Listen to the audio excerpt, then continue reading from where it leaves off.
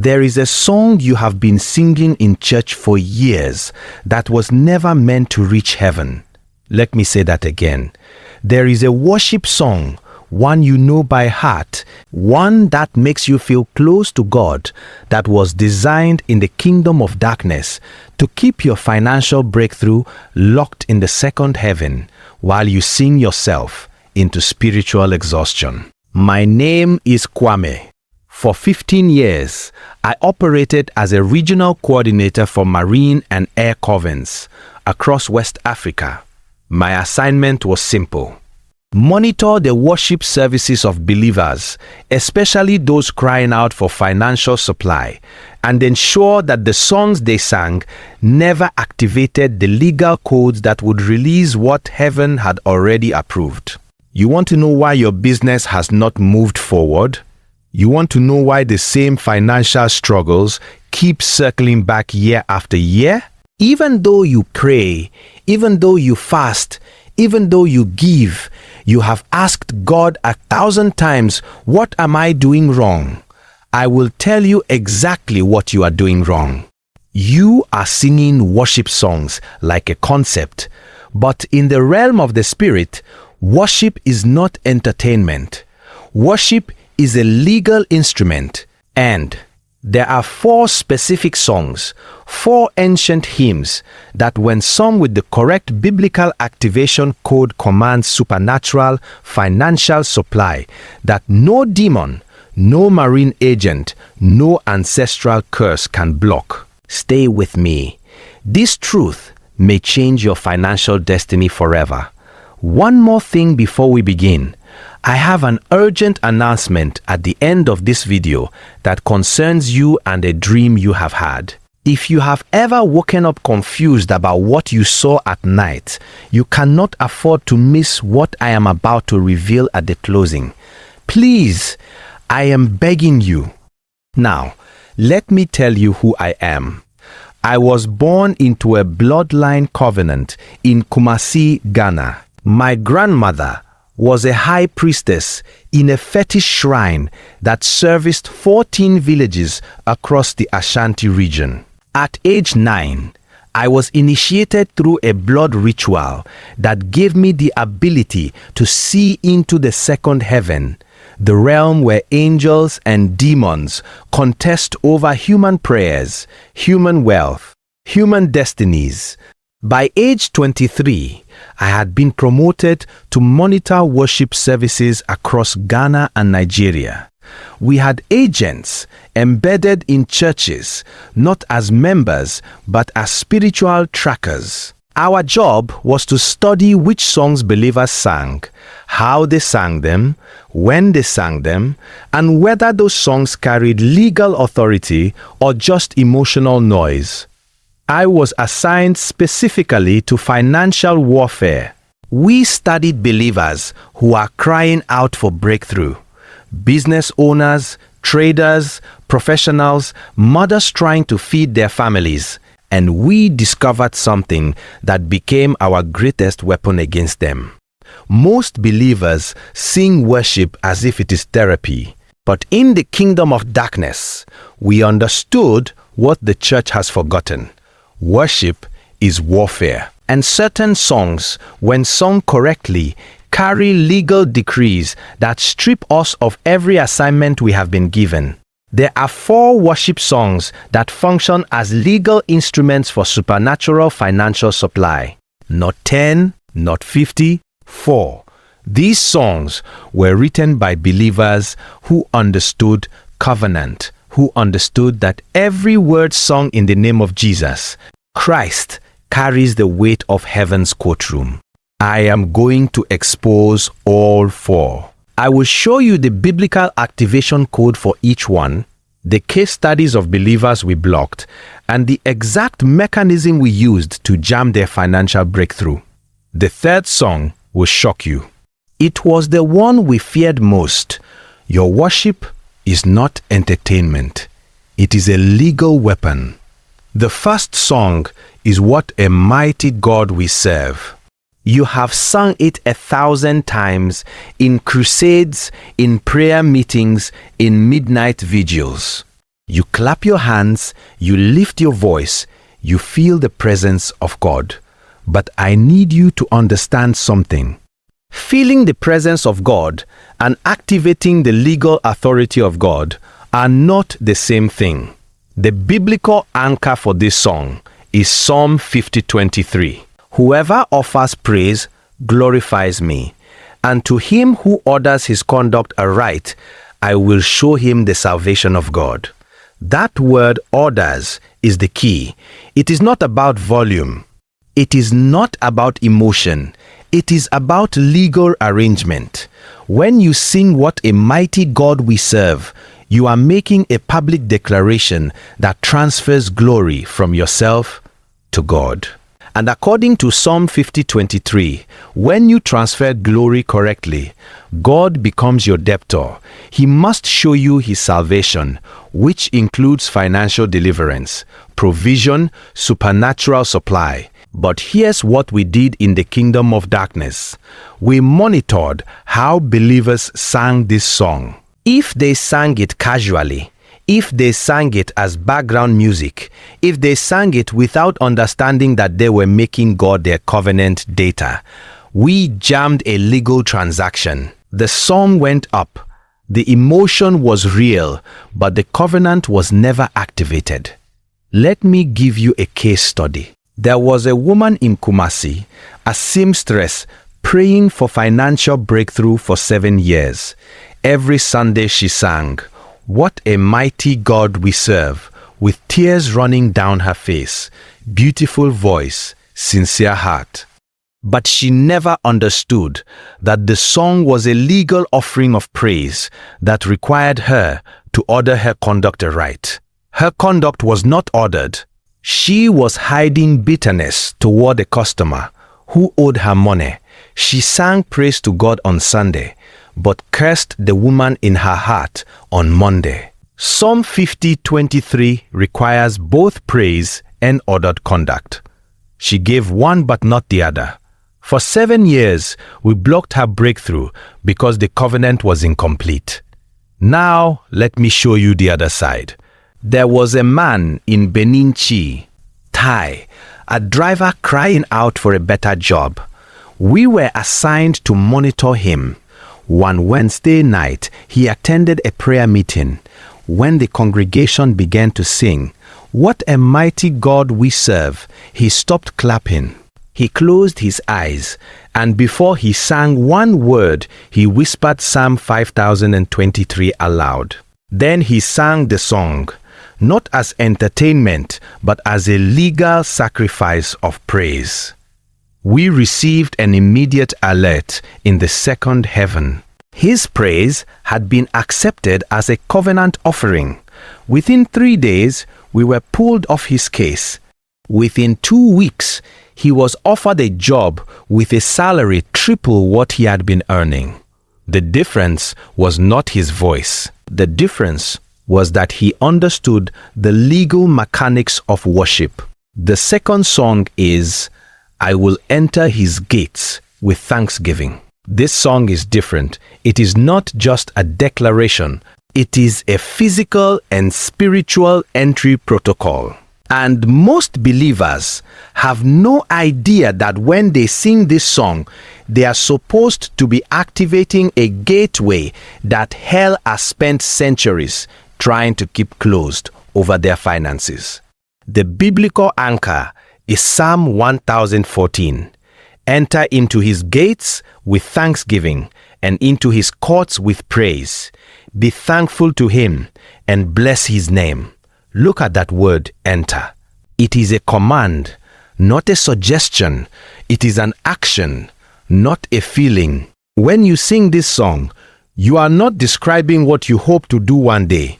You are enforcing a present tense legal entry into the realm where financial blessings are stored waiting for you. But here is what we discovered in the kingdom of darkness. Most believers sing this song while standing still. They sing it in their seats, in their living rooms, behind closed eyes, with folded hands. And because they do not move, the gate does not open. Thanksgiving is the key, but physical movement is the turn of that gate. You must enter while you sing. Walk forward, step across a threshold, move from one row, to another. Anything that demonstrates you are not waiting for permission, you are taking what belongs to you by covenant right. Let me show you a case study. There was a pastor in Portot, a man with a congregation of over 200 people. Every Sunday, he led them in singing, "I will enter his gates with thanksgiving." Loud voices, passionate worship, hands lifted high, but nobody moved. They sang about entering, but they stayed exactly where they were. For 3 years, that congregation cried out for financial breakthrough. Tithes were low. Offerings barely covered rent. Members were struggling, and we kept the gates closed because the song was sung without the action it required. They praised God for the gate, but they never entered it. Now, let me show you what happened when someone stood the mechanism. There was a woman in Takarad, a trader selling fabrics at the market. Her sales had collapsed. She could not pay her rent. She had been fasting and praying for 21 days. On the 22nd day, she woke up at 4 a.m., walked to her front door, and began to sing, "I will enter his gates with thanksgiving."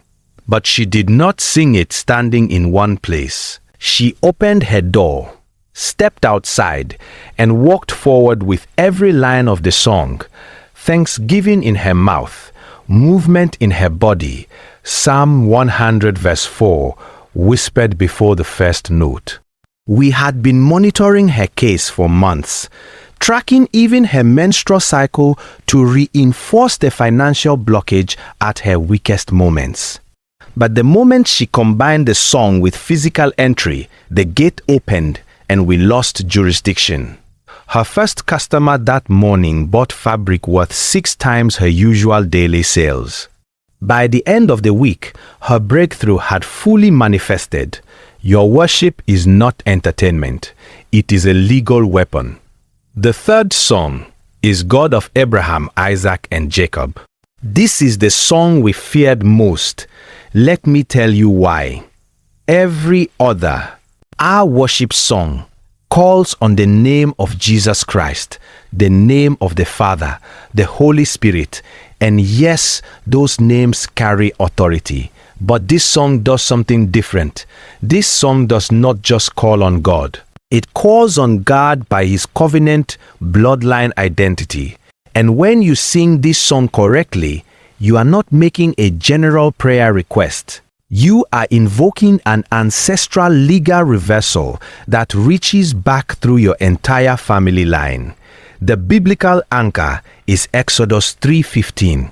God said to Moses, "Thus you shall say to the children of Israel, the Lord God of your fathers, the God of Abba, the God of Isaac, and the God of Jacob has sent me to you. This is my name forever, and this is my memorial to all generations."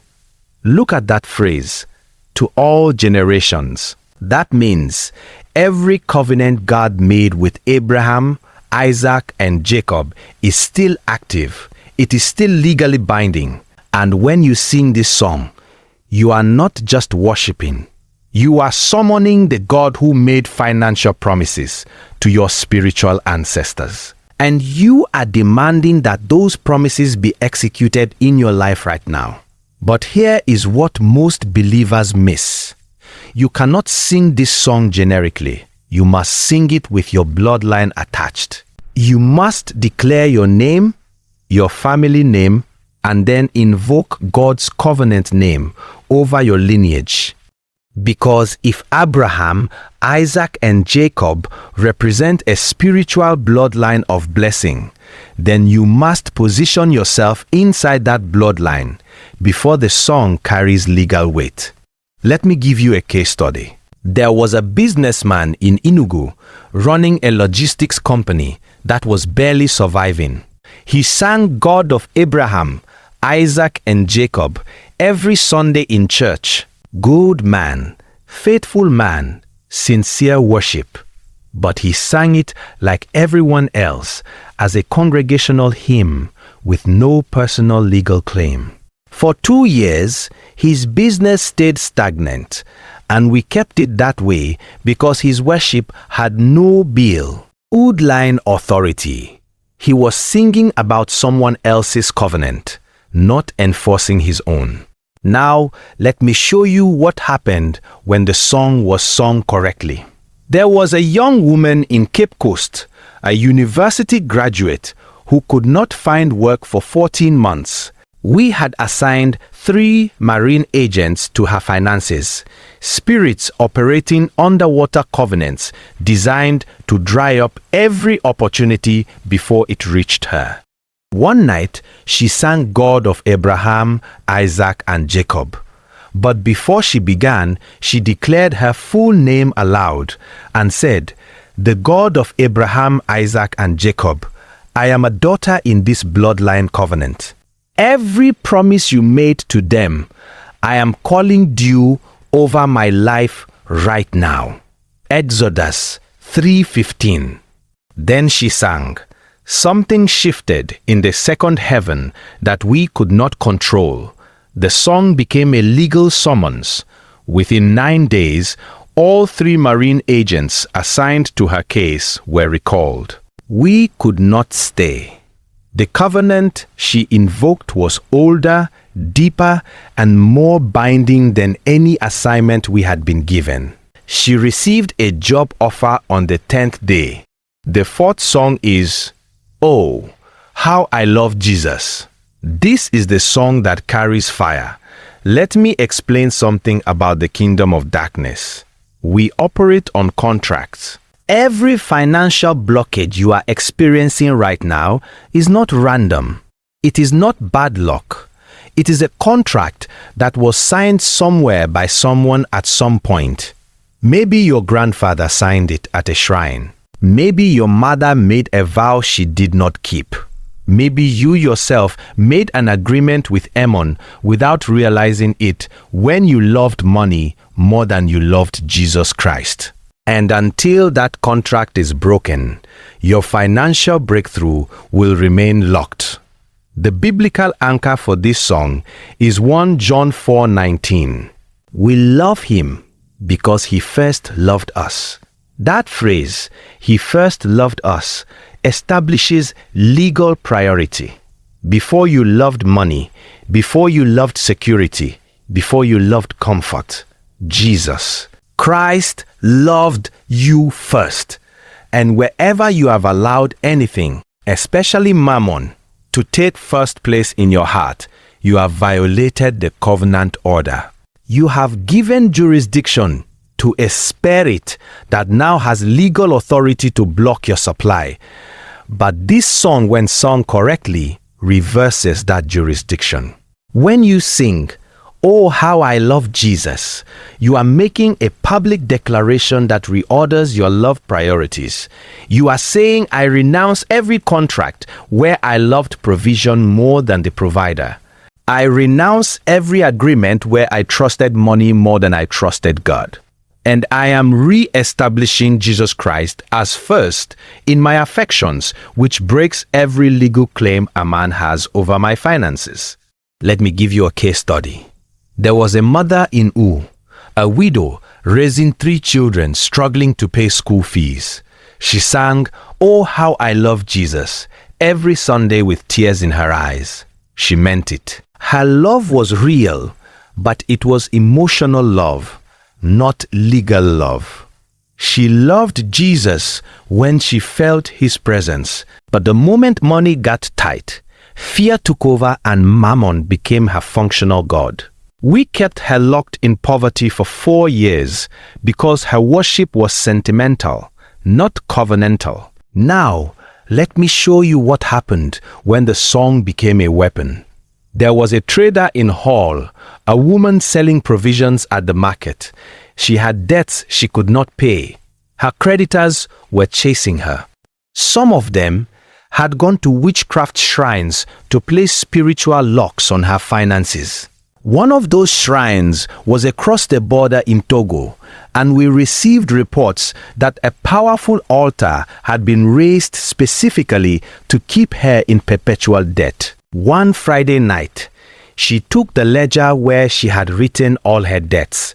She declared 1 John 4:19 aloud. Then she said, "I have loved money more than I have loved Jesus Christ. I break that contract right now." And she began to sing, "Oh, how I love Jesus," while she burned the ledger page by page. That same night, the witchcraft altar in Togo collapsed. We received an emergency spiritual report from the Crossbear Coven. They said the song this woman sang carried legal fire they could not extinguish. The love she declared for Jesus Christ nullified every contract her creditors had made in the spirit realm. Within 2 weeks, 3 of her creditors canned her debts without explanation. Within a month, her business had turned around completely. The difference was not that she felt love. The difference was that she enforced love as a legal weapon. I share this not to frighten you, but to equip you for supernatural financial supply. Everything I have told you is real. The assignments are real. The blockages are real. The contracts are real. But the authority of Jesus Christ is greater than every system hell has ever built. And these 4 songs, when sung with understanding, carry legal power that no demon, no marine agent, no ancestral curse, no witchcraft altar can withstand. Let me give you the exact activation protocol for each song. First, before you sing what a mighty God we serve, declare Psalm 50:23 aloud. Say it word for word. Whoever offers praise glorifies me. And to him who orders his conduct aright, I will show the salvation of God. Then examine your conduct. Is there bitterness you are holding? Is there unforgiveness you are hiding? Order it aright before you sing, because praise without ordered conduct is worship without covenant power. Make God your debtor through a lying sacrifice, and he must show you his salvation, including financial deliverance. Snort second before you sing. I will enter his gates with taka, in case giving. Do not stand still. Move, walk forward while you sing. Open a door, step across a threshold, physically demonstrate that you are entering, not waiting. Psalm 100 verse 4 is a command, not a suggestion. The gate responds to thanksgiving plus movement. Sing it seated and nothing opens. Sing it while entering and heaven recognizes legal access. Third, snorts before you sing God of Abraham, Isaac, and Jacob. Declare your full name aloud. Say, I am your name, and I stand in the covenant bloodline of Abraham, Isaac, and Jacob. Every promise God made to them, I call due over my life right now. Snort then declare Exodus 3:15. This is not generic worship. This is ancestral legal reversal. You are enforcing a multi-generational covenant that supersedes every curse your family line has ever carried. Fourth, before you sing, oh, how I love Jesus, repent for every moment you loved money more than you love Jesus Christ. Declare 1 John 4:19 aloud. Say, he loved me first. I break every contract with Mammon right now. Snorts. If there is an object, a ledger, a document tied to debt or financial fear, burn it while you sing. This song carries fire that collapses altars when sung with covenant love, not sentimental emotion. These are not songs. These are weapons. Someone you know is praying for financial breakthrough right now. They have fasted. They have cried. They have asked God why their situation has not changed. And the answer is in this message. The songs they have been singing were never activated. The covenant codes were never spoken. The legal authority was never enforced. Share this video with them right now. Do not wait. Do not assume they will find it on their own. You were meant to see this so you could pass it to someone who is one song away from their breakthrough.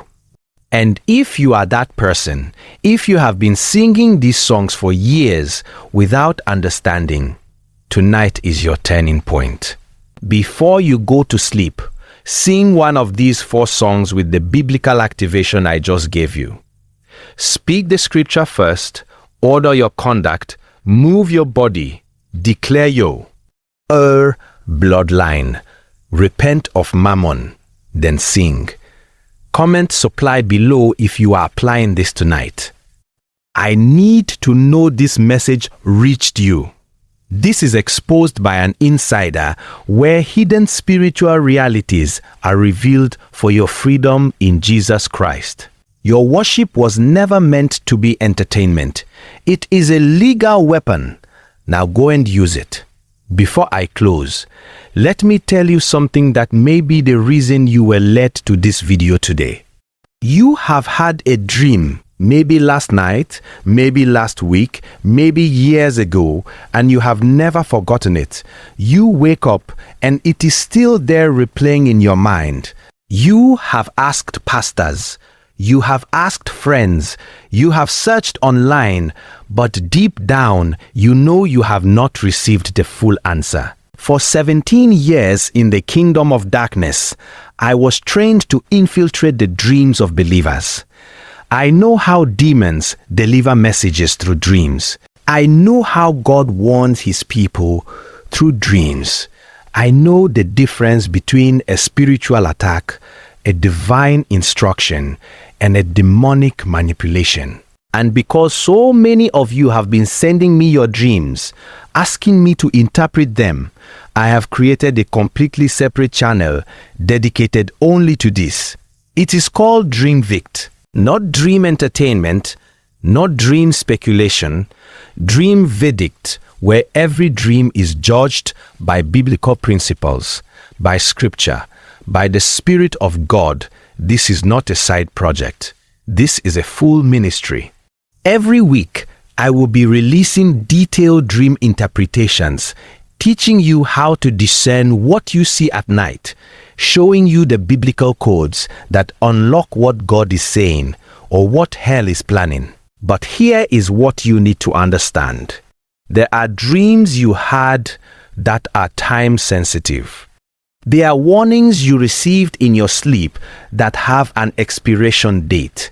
There are instructions God gave you in a vision that you were supposed to act on months ago, and because you didn't error stand, the door closed. I do not want that to happen to you again. There are mysteries in the spirit realm that many believers do not understand. I did not learn these things in church. I learned them from the dark side. I once walked in Covens, observed altars, and participated in spiritual manipulations, especially in the area of finances. And I tell you the truth, the kingdom of darkness takes worship very seriously. We understood something many believers overlook. Worship is not just singing. Worship is spiritual legislation. In witchcraft, we monitored believers who carried light. Some Christians prayed and we were not disturbed. Some fasted and we adjusted strategies. But the ones who worship deeply, consistently and prophetically were dangerous. Worship shifts realms. Worship invites a presence that darkness cannot negotiate with. When true worship rises, demonic systems scatter. Financial lack is not always about laziness or poor planning. Sometimes there are invisible resistances, cycles of near success, repeated low SN explained stagnation, opportunities collapsing at the edge of breakthrough. In dark meetings, we enforced embargoes over destinies through spiritual agreements, fear, and ignorance. But there was something that disrupted those operations. Worship that magnified God as provider. The first type of worship song that commands supernatural financial supply is any song that exalts God as Jehovah Jireh, the Lord my provider. When believers sing about God's provision with revelation, it activates covenant memory. In the spirit realm, words are not empty. When you consistently declare that God supplies all your needs according to his riches in glory, you are issuing a legal reminder of divine responsibility. Darkness fears covenant language because it stands on higher authority. The second category is songs of thanksgiving. B. E4 manifestation. This was particularly dangerous to our operations. When people thanked God before seeing results, it confused demonic enforcement. Gratitude signals faith, and faith authorizes heaven to move. Many wait to see before they praise, but those who praise before seeing invoke supernatural acceleration. Thanksgiving multiplies what little remains. I watch situations where financial drought reversed because someone chose to worship instead of complain. The third kind of worship song that commands supernatural supply is prophetic declaration songs. Songs that speak abundance, overflow, and open doors. In witchcraft, we used incantations to enforce scarcity, but believers who sang prophetic worship dismantled those words. When you sing, open the floodgates of heaven, or there shall be showers of blessing with conviction. You are not performing poetry. You are releasing spiritual commands aligned with heaven. The atmosphere responds to aligned declaration. The fourth category is surrender songs. Songs that yield everything to God. This may sound unrelated to finances, but it is deeply connected. Many financial struggles are tied to spiritual ownership battles.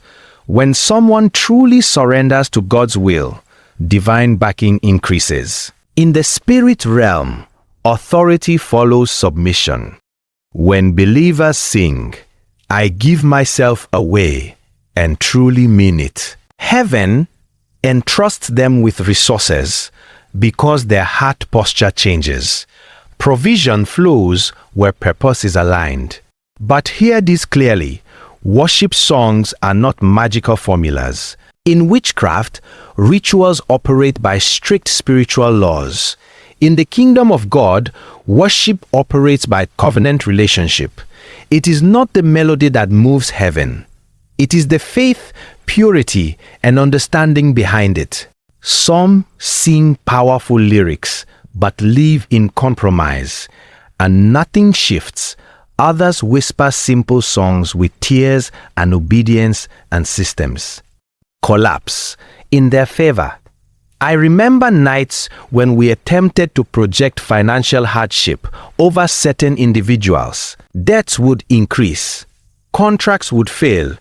Unexpected expenses would arise, but then worship would rise from their homes. Not performance, presence, not noise, authority, and the atmosphere would thicken with light. Operations would fail. Plans would scatter. Provision would come from unlikely places. Worship invites the king. And where the king is present, there is supply. Heaven is not bankrupt. God does not struggle with inflation. Divine economy is not tied to earthly systems. When believers understand that worship connects them to a higher economy, fear loses grip. If you desire supernatural financial supply, do not just chase money. Chase presence. Build an altar of consistent worship. Sing about His provision. Thank Him in advance. Declare His promises. Surrender your will. Live in obedience. And watch how unseen resistances begin to crumble. Because I have seen both kingdoms. I have seen how darkness enforces lack. And I have seen how worship dismantles it. And I tell you this truth. When worship rises with understanding, supernatural supply is not a myth. It becomes a manifestation. Worship is not a routine, and it is not a background melody that fills a church building. Worship is an exchange of power in the unseen realm. Many people think it is only about music, harmony, or emotional expression. But in the spirit realm, worship is recognized as allegiance, authority, and activation. What happens when a person truly worships goes far beyond what human eyes can see. There is movement, there is reaction, there is response. The atmosphere shifts because worship carries spiritual weight. In the spirit realm, sound is not just vibration. It is substance. Every word spoken, every lyric sung with conviction releases spiritual signals. Darkness under star. NDNS, this principle very well. That is why the enemy does not fear empty noise, but trembles at intentional worship. When worship flows from revelation and faith, it becomes a force that rearranges spiritual environments. It is like turning on a light in a room that has been occupied by shadows for years. The darkness does not negotiate. It withdraws. Worship establishes divine presence. Presence is not symbolic. It is tangible in the unseen world. When a believer begins to magnify God sincerely, attention in the spirit realm is drawn to that location. Heaven responds to exaltation. Because worship acknowledges sovereignty, it declares who is in control in realms beyond human sight. Authority is everything. When you worship, you are publicly declaring the rulership of God over your life, your home, your finances, your health, and your future. That declaration carries legal authority. There are spiritual systems that operate through fear, doubt, and agreement. Many people unknowingly empower darkness through anxiety and negative confession. But worship interrupts those systems. Worship shifts focus from the problem to the power above the problem. And in doing so, it breaks unhealthy agreements that may have been established through worry. When faithful worship rises, it cancels fear-based contracts in the unseen. Worship also purifies spiritual atmospheres. Environments can hold residue from arguments, stress, sin, or prolonged negativity, just as a room can feel heavy without visible reason. Spiritual climates can become dense. True worship acts like spiritual ventilation. It clears the heaviness. It recalibrates the emotional and spiritual temperature of a place. This is why homes that cultivate consistent worship often experience unusual peace. The sound of praise becomes a barrier that prevents certain influences from settling. In the spirit realm, identity is rest through worship. What you worship, you empower. What you magnify, you authorize. When you worship God, you are aligning your identity with His nature. You are reminding yourself and the unseen realm that you belong to Him. That alignment is strengthened spiritual authority. Authority flows from identity, and identity is affirmed through consistent worship. A believer who understands who they are in God carries a different weight in prayer, in decisions, and in confrontation with challenges. Worship is also a weapon, though it does not appear aggressive. It does not shout threats. It does not argue. Yet, it dismantles resistance. When believers worship in the midst of adversity, it sends a signal that their trust is not shaken. In the unseen realm, confidence in God disrupts strategies designed to intimidate. Darkness thrives on despair, but worship refuses to bow to despair. It introduces a higher frequency into hostile environments. Another dimension of worship is its ability to unlock spiritual sensitivity. As worship deepens, awareness sharpens, distractions fade, the human spirit becomes more attuned to divine instruction. This is why many receive clarity during moments of praise. It is not coincidence. Worship quiets internal noise and amplifies divine communication. In the spirit realm, alignment creates access. When your heart aligns through worship, access to wisdom increases. Worship also builds spiritual endurance. There are seasons when prayers seem unanswered and circumstances appear unchanged. In those moments, worship sustains strength. It shifts reliance from outcomes to relationship. And in the unseen realm, perseverance through worship frustrates forces that rely on discouragement. When a person continues to worship despite delay, it demonstrates unwavering loyalty. Loyalty in the spirit realm carries honor, and honor attracts divine intervention. Here is also a multiplying effect in cohesivity of worship. When individuals gather with unified intention, spiritual impact intensifies. Agreement amplifies authority. In unity, worship creates a corporate atmosphere that is difficult for darkness to penetrate. This is why gatherings centered on authentic praise often feel charged with expectancy and breakthrough. It is not emotion alone. It is compounded spiritual focus. Even silence in worship has power. Stillness before God is not emptiness. It is surrender. In that surrendered posture, internal resistance dissolves. Pride softens. Control loosens. And in the spirit realm, surrender invites divine governance, where God is welcomed as ruler.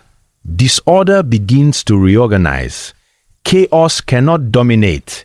Where sovereignty is acknowledged, worship also recalibrates priorities. Many battles in life stem from misplaced focus. When material concerns become central, anxiety grows. But worship restores eternal perspective. It reminds the soul of what is unshakable. In the spirit realm, perspective determines posture. When posture shifts from desperation to trust, authority increases. The power behind worship is not theatrical. It is not dependent on instruments, volume, or audience. It is rooted in sincerity and revelation. A single voice in a quiet room can shift more in the unseen than 1,000 voices without understanding. Worship anchored in truth carries resonance across realms. It declares alignment with heaven's order. There are dimensions of activity constantly occurring beyond physical perception.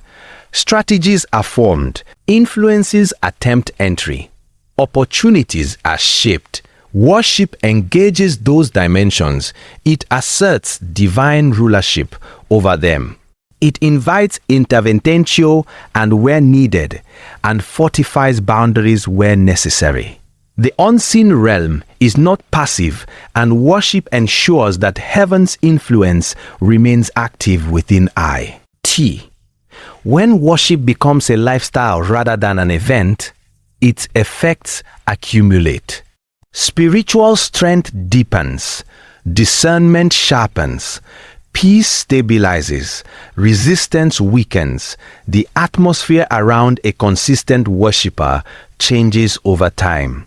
It becomes marked by light, by authority, by divine awareness. And in that environment, the operations of darkness lose ground because true worship continuously enthrones God above every visible and invisible reality. There are strategies in the unseen realm that operate with precision, hierarchy, and calculated intent.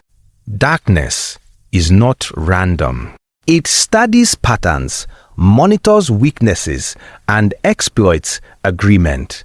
It understands fear, bitterness, pride, and despair because those are entry points. Yet, there is one force that consistently disrupts its coordination: worship. Not casual singing, not routine recitation, but intentional, faithful worship that magnifies God above circumstances. When that kind of worship rises, it introduces a disruption that the kingdom of darkness cannot easily interpret or counter. Darkness thrives on predictable human responses. When pressure increases, it expects panic. When delay stretches long, it anticipates complaint. When loss occurs, it waits for blame and discouragement. These reactions create spiritual openings. They reinforce narratives of defeat. But worship does the opposite. Worship declares trust in the middle of uncertainty. It expresses gratitude before evidence appears. It magnifies divine sovereignty when situations seem out of control.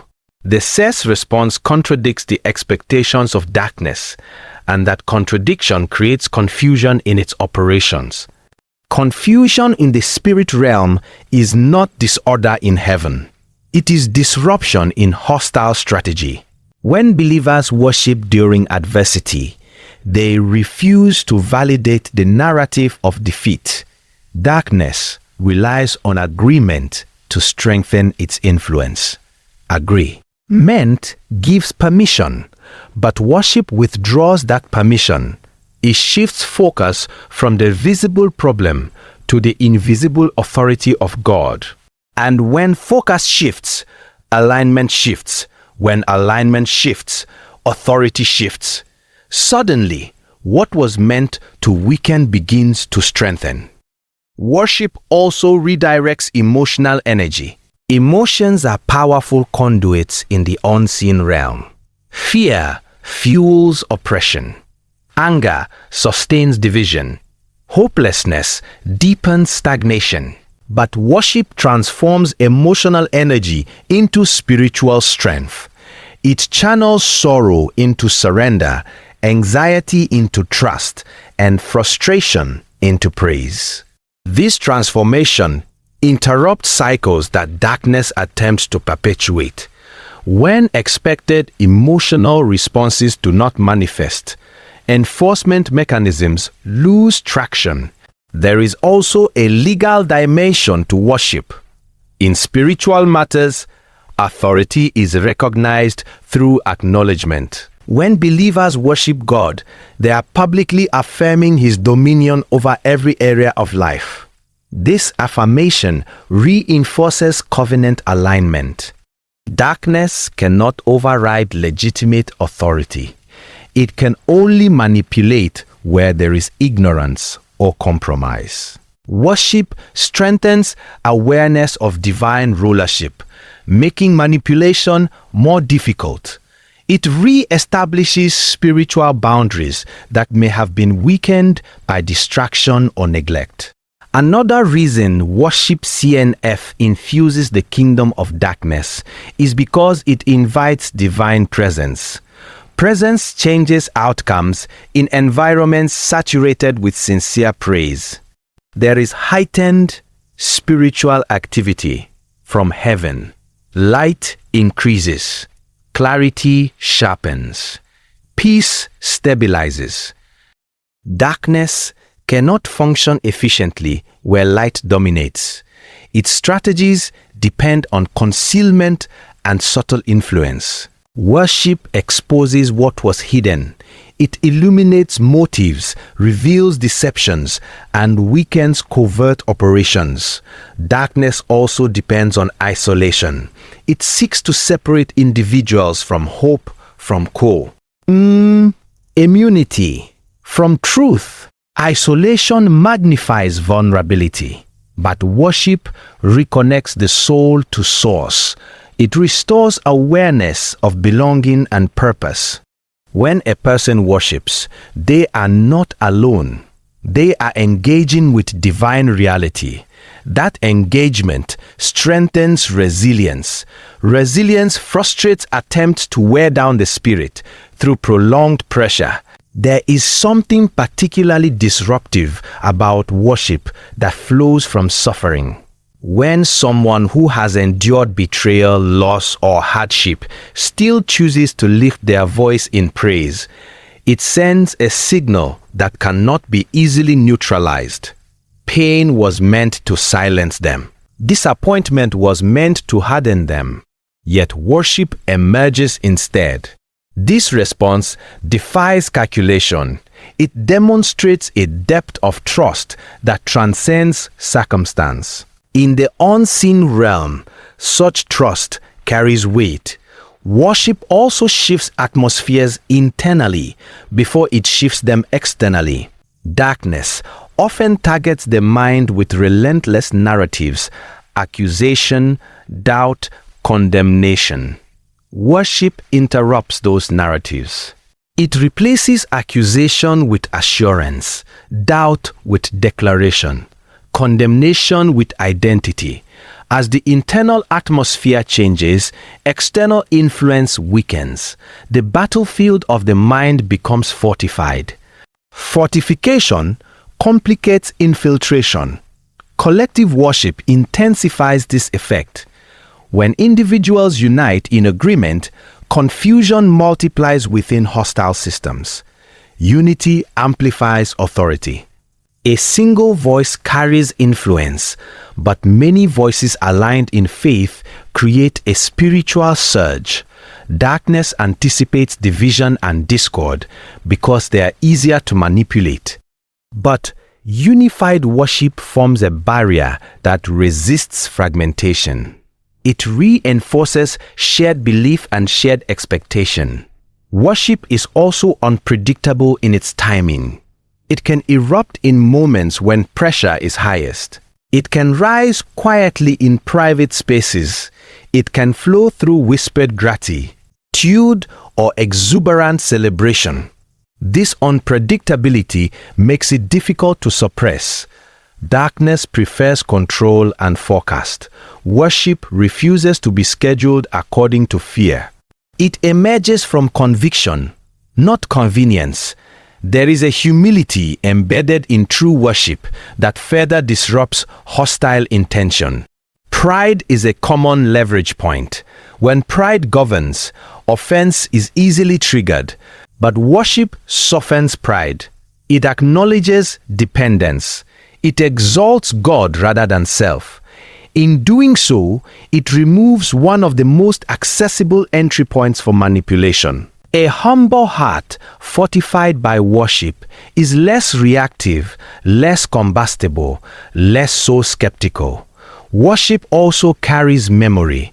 It recalls past faithfulness. It rehearses testimonies. It recounts deliverance. This remembrance strengthens present confidence. Darkness attempts to erase memory of previous victories to magnify current difficulty. Worship restores perspective. It reminds the soul of continuity of pattern of reliability in divine character. Memory anchored in gratitude stabilizes expectation. Even in silence, worship exerts influence. Still, reverence communicates trust. It refuses to surrender to chaos. It anchors the spirit in calm assurance. That calmness unsettles agitation-based strategies. When agitation fails to produce reaction, momentum decreases. Worship confuses the kingdom of darkness because it operates from a different logic. It does not respond according to visible evidence. It responds according to unseen truth. It declares victory before manifestation. It proclaims provision before supply appears. It celebrates freedom while chains still seem present. This behavior contradicts natural reasoning, and that contradiction undermines calculated oppression. Where worship becomes consistent, confusion deepens for hostile forces, plans unravel, momentum stalls, access points close because worship continually enthrones God above every visible threat, an invisible resistance leaving no stable ground for darkness to stand upon. Money in itself is physical, measurable, and practical. Yet, the flow of finances is often influenced by forces beyond what is seen. Many people approach financial struggles purely from an economic or educational standpoint. And while those factors matter, there are patterns that cannot be explained by logic.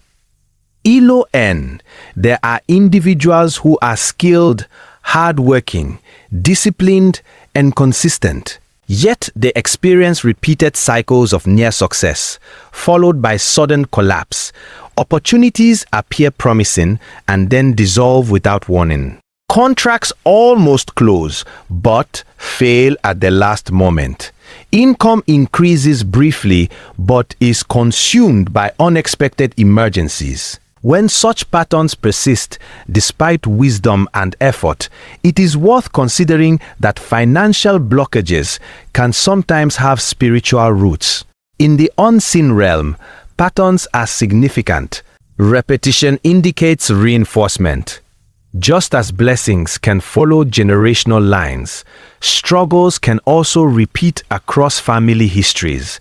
Some families experience consistent advancement over decades, while others encounter persistent limitation regardless of individual effort.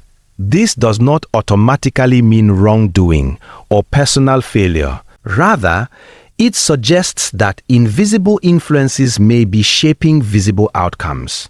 Spiritual roots often operate quietly, embedding themselves in belief systems, spoken words, and herited mindsets. One common spiritual root of financial blockage is agreement with limitation. Words carry weight. When a person consistently declares, "Money never stays with me," or "People like us are not meant to prosper," those statements form internal contracts. Over time, the subconscious aligns behavior with those declarations. Opportunities may be unconsciously sabotaged to remain consistent with identity. In the spirit realm, agreement strengthens reality. If limitation is rehearsed long enough, it becomes normalized. Breaking that cycle requires intentional realignment of belief and confession. Another root can be fear. Fear surrounding money, fear of losing it, fear of not having enough, fear of responsibility that comes with increase creates internal resistance. Even when opportunity presents itself, fear may cause hesitation or poor decision making. Spiritually, fear opens doors to instability. It magnifies risk while minimizing possibility. This does not mean caution is wrong, but chronic fear distorts perspective. When fear governs financial decisions, growth becomes stunted. The root is not lack of opportunity, but misalignment of trust. Unresolved emotional wounds can also manifest as financial stagnation. Rejection, betrayal, or humiliation may lead a person to undervalue themselves when self-worth is diminished. Pricing skills appropriately feels uncomfortable. Negotiating confidently seems aggressive. Accepting abundance feels undeserved. These internal conflicts create invisible ceilings. Spiritually, identity determines capacity. If someone subconsciously believes they do not deserve increase, they may resist it without realizing why. Healing those wounds becomes essential for financial freedom. There are also spiritual roots connected to stewardship. Resources require responsibility. If past resources were mishandled through impulsiveness, dishonesty, or negligence, patterns of loss may follow. This is not punishment in a mystical sense, but consequence reinforced by habit. The spirit realm operates on principles. Discipline, integrity, and generosity create alignment with sustainable increase. Where these principles are absent, instability often follows. Recognizing this root is not about shame, but about adjustment. Generational narratives can quietly shape financial reality. Ties. If a family history is marked by scarcity, survival mentality may dominate thinking. Survival focuses on immediate relief rather than long-term building. It prioritizes urgency over strategy. This mindset, though protective in crisis, can hinder growth when circumstances change spiritually. Inherited mindsets can function like inherited scripts guiding decisions without conscious awareness. Breaking such patterns requires deliberate rewriting of internal narratives. Another route may involve misplaced devotion. When money becomes the ultimate source of security, anxiety increases. Paradoxically, obsession with wealth can create instability because it shifts trust from higher principles to fluctuating systems. Spiritually, anything elevated above divine order can distort priorities. Financial decisions driven by greed or comparison often lead to risky behavior. Alignment with purpose stabilizes pursuit.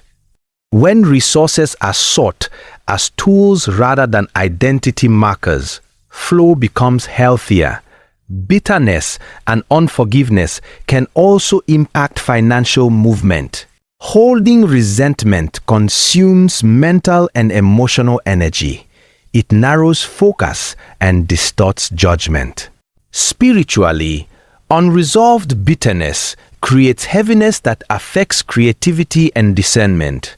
Financial progress often requires clarity, collaboration, and opportunity recognition. A heart burdened by offense may struggle to perceive or maintain fruitful partnerships. Releasing bitterness frees capacity for expansion. There are also environmental spiritual influences. Constant exposure to negativity, gossip, or unethical practices can subtly influence decisioning.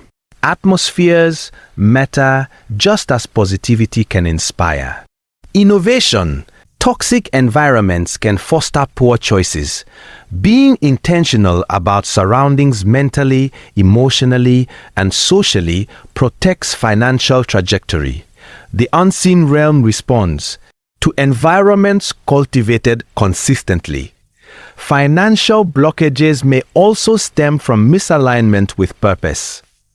When energy is invested in pursuits disconnected from gifting or calling, burnout increases.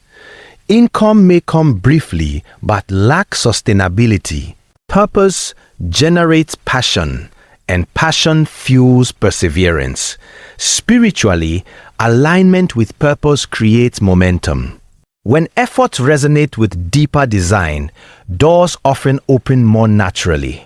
Recognizing spiritual roots does not dismiss practical responsibility. Budgeting, education, networking, and skill development remain essential.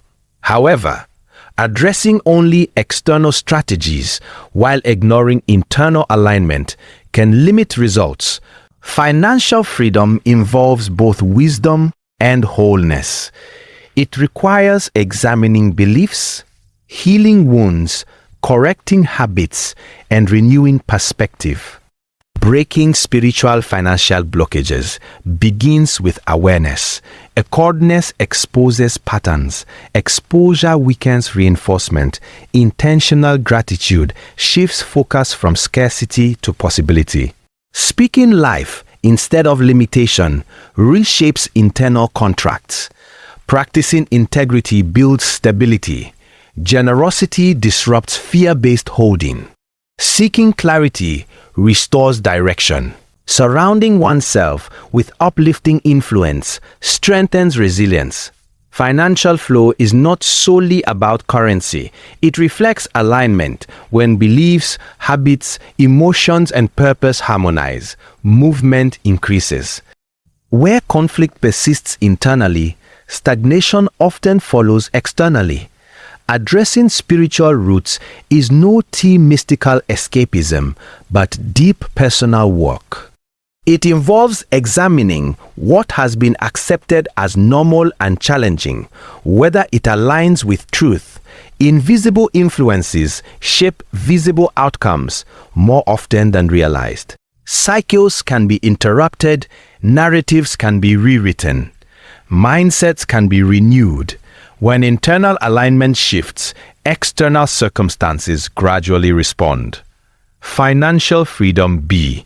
Genes in unseen spaces, in belief, in perspective, in intention. And as those foundations strengthen, visible supply finds room to flow more consistently and sustainably. There is something profoundly powerful about songs that declare God as provider. They are not merely melodies carried by instruments or voices. They are proclamations rooted in covenant truth. When believers sing about God as Jehovah Jireh, they are not inventing comfort for themselves. They are reminding the spirit realm of an established agreement. A covenant is not casual. It is binding, intentional, and backed by divine integrity. When worship aligns with covenant revelation, it activates promises that already exist. Throughout spiritual history, provision has never been random. It has always been connected to relationship.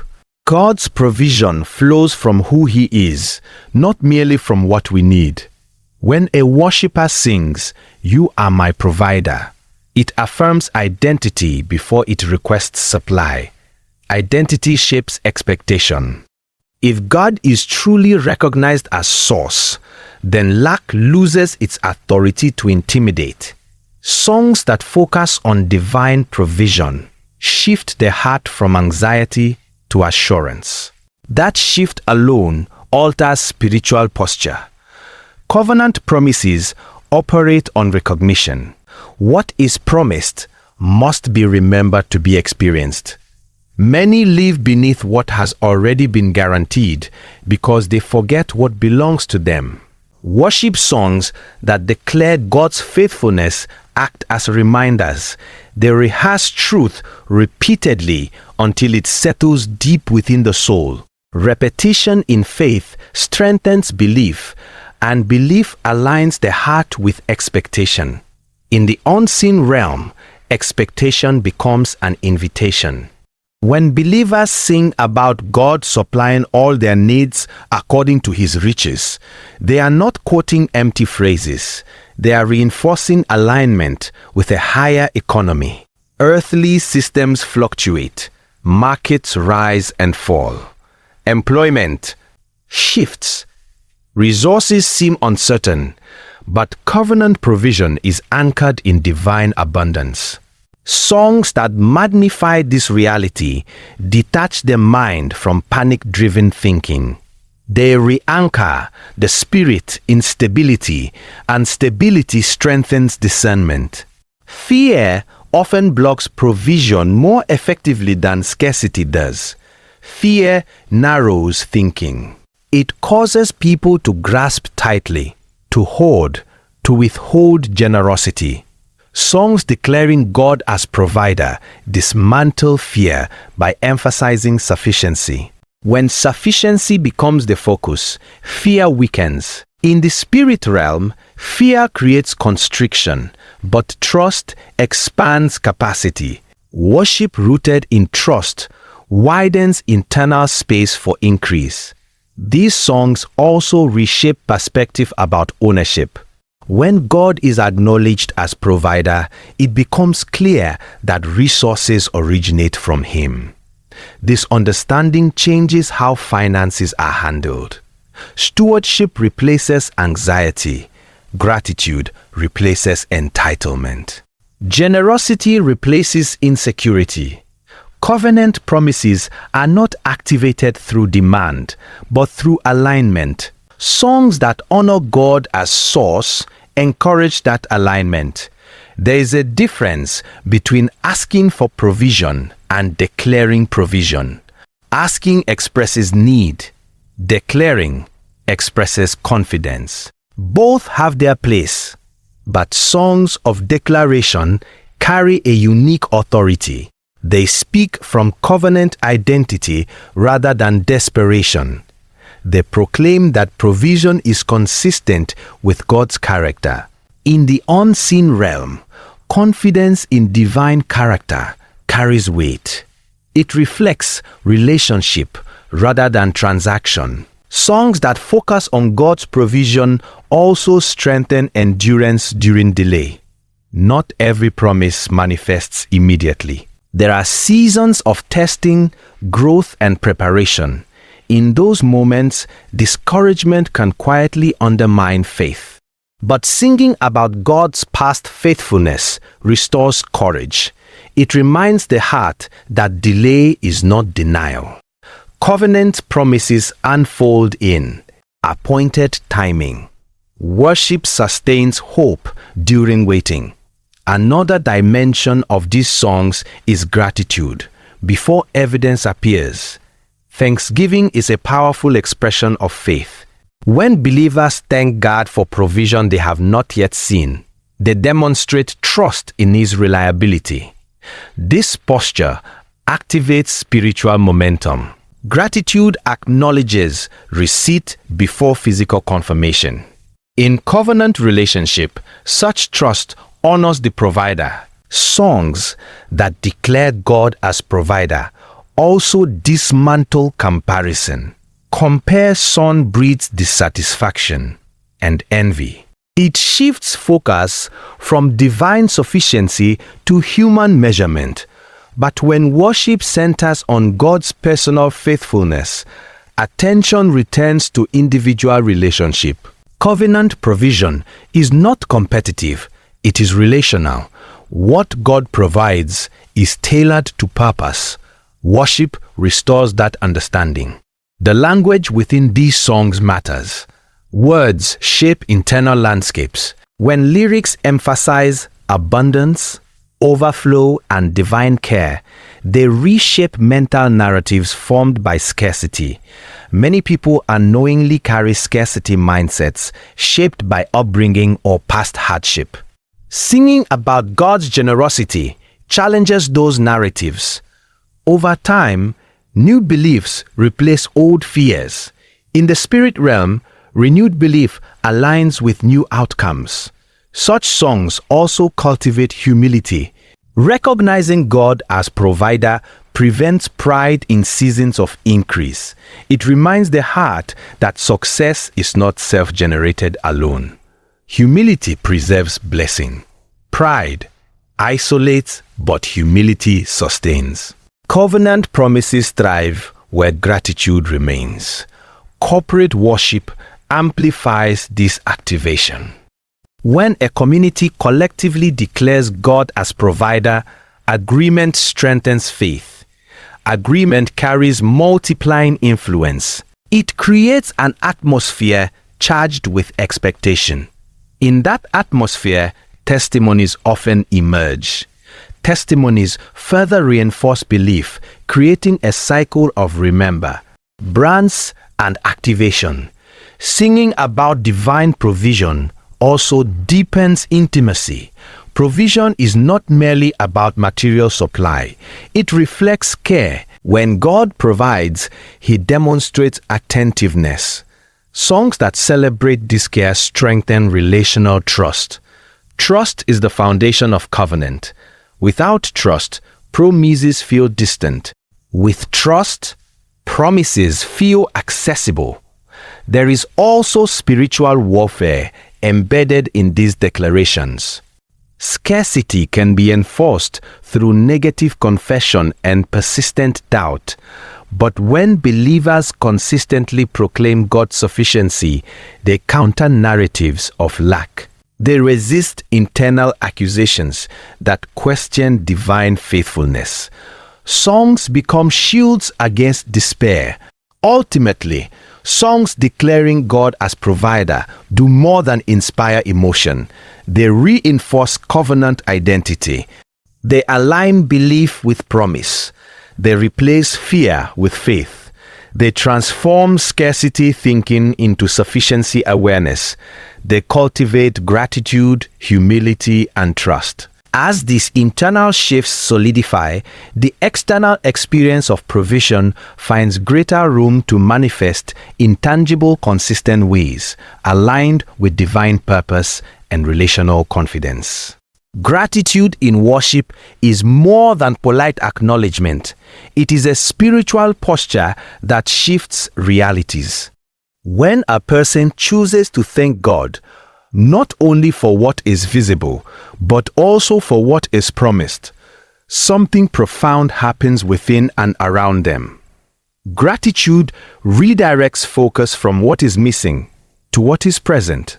It magnifies what remains instead of exaggerating what is absent. In the unseen realm, focus determines flow. What you consistently magnify gains influence in your life. When gratitude becomes central in worship, it positions the heart in alignment with increase. Many people approach worship primarily with requests. They list needs, highlight deficiencies, and emphasize urgency. While expressing need is natura, constant emphasis on lack can reinforce scarcity thinking. Gratitude interrupts that cycle. It reminds the soul of past provision, of unexpected help, of doors that once seemed impossible to open. Remembering past faithfulness strengthens confidence for present challenges. Confidence in divine faithfulness shifts expectation. Expectation invites movement. Gratitude also changes emotional atmosphere. Anxiety constricts vision. It narrows perception until only problems are visible. But thanksgiving expands awareness. It reveals overlooked blessings, health maintained, relationships sustained, opportunities preserved. When the heart acknowledges these gifts, peace increases. Peace fosters clarity. Clarity supports wise decisions. Often, multiplication of resources begins with clearer thinking. Gratitude creates mental and spiritual space for strategy. In the spirit realm, murmuring carries weight, just as praise does. Complaining reinforces dissatisfaction. It trains the mind to scan constantly for what is wrong. Over time, this pattern shapes behavior and relationships. Gratitude reverses that training. It disciplines the mind to recognize provision even in small measures. Small measures honored often become seeds for larger harvests. Recognition precedes multiplication. When worship is filled with gratitude, it reflects trust. It says, "I see what you have already done, and I believe you will continue." Trust strengthens relationship. In covenant relationship, provision flows from connection rather than desperation. Gratitude affirms connection. It expresses confidence that the provider remains attentive. This confidence stabilizes emotions during uncertainty. Stability prevents impulsive decisions that can waste resources. Gratitude also nurtures contentment without end. Encouraging complacency. Contentment is not settling for less. It is appreciating what exists while walking toward growth. In worship, contentment guards the heart against envy. Envy distorts perception and leads to comparison. Comparison drains joy and shifts focus away from personal purpose. Gratitude keeps attention anchored in individual journey. Resources aligned with purpose multiply more naturally than resources pursued for status. There is a multiplying principle embedded in thanksgiving. When people appreciate what they have, they manage it more carefully. They steward it more intentionally. They protect it from unnecessary loss. This wise stewardship often leads to increase. Gratitude inspires responsibility. Responsibility builds trust. Trust invites expansion. Multiplication is rarely random. It follows faithfulness. In moments of scarcity, gratitude may feel unnatural, yet it is precisely in those moments that thanksgiving carries the greatest power. Thanking God when cupboards seem low or opportunities appear delayed demonstrates deep faith. It shifts perspective from present limitation to eternal sufficiency. This shift affects internal atmosphere first. Fear loosens its grip. Hope gains strength. When hope strengthens, creativity awakens. Creative solutions often emerge from hopeful hearts. Gratitude in worship also influences relationships. People who are thankful attract cooperation more easily than those who are perpetually dissatisfied. Gratitude fosters generosity. When someone feels blessed, they are more inclined to bless others. Generosity creates circulation. Circulation encourages growth. Resources that move tend to multiply. Gratitude encourages movement rather than stagnation. There is also spiritual authority in thanksgiving. When a believer thanks God in advance, they declare confidence in unseen provision. This declaration counters doubt. Doubt questions where the supply will come. Gratitude affirms that supply is certain in the unseen realm. Affirmation strengthens expectation. Expectation prepares the heart to receive. Reception requires readiness. Gratitude cultivates readiness. Worship filled with gratitude transforms identity. Instead of identifying as deprived or forgotten, the believer identifies as cared for and remembered. Identity shapes behavior. When someone sees themselves as provided for, they act with dignity rather than desperation. Desperation often leads to unwise agreements or risky shortcuts. Dignity preserves long-term stability. Gratitude also deepens joy. Joy is strength. Strength sustains perseverance. Perseverance maintains effort when results are not immediate. Continued effort increases opportunity for breakthrough. In this way, gratitude indirectly multiplies resources by fueling endurance. Endurance carries projects through difficult seasons until food appears,